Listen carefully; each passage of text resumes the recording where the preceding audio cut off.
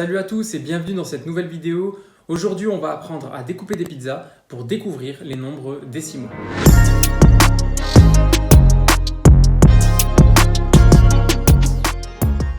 Alors dans cette vidéo, on va travailler avec des pizzas qui seront carrées pour faciliter le découpage et on va imaginer qu'on ait plein de pizzas posées sur la table.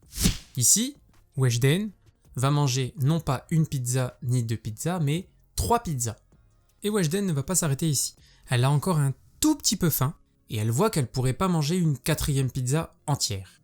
Donc ce qu'elle décide de faire, c'est de prendre une 4e pizza posée sur la table, mais de la découper. Elle va la découper en 10 parts.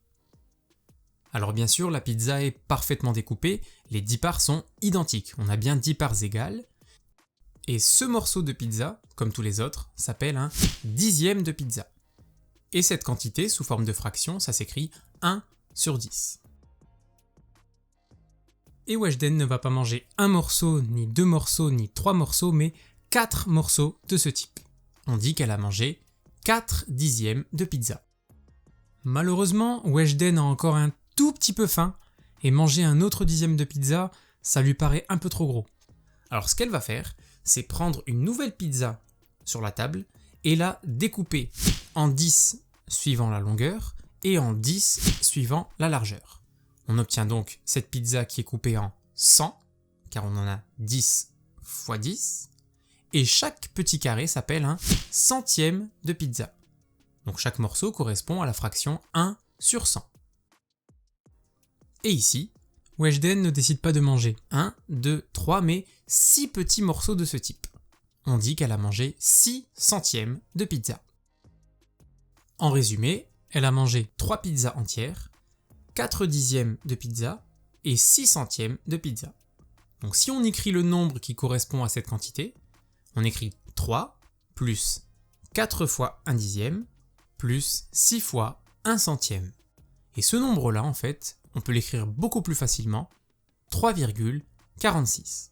On dira que 3 est le chiffre des unités, le 4 est le chiffre des dixièmes, et le 6 est le chiffre des centièmes. On fait tout de suite un deuxième exemple.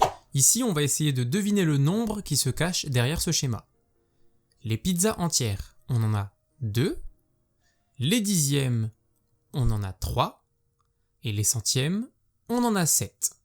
Donc le nombre qui se cache derrière ce schéma est 2,37.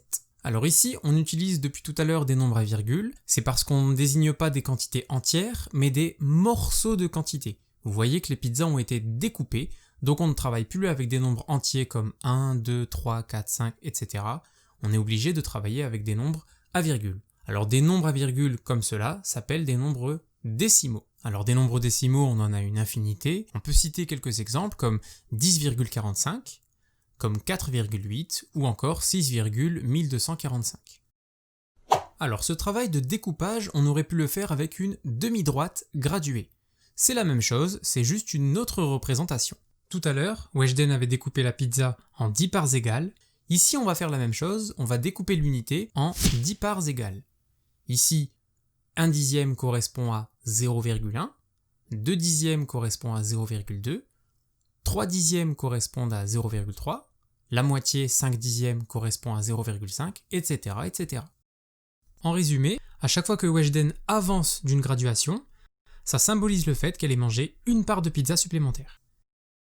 Et chaque quantité peut s'exprimer soit sous la forme d'une fraction décimale, soit sous la forme d'un nombre décimal.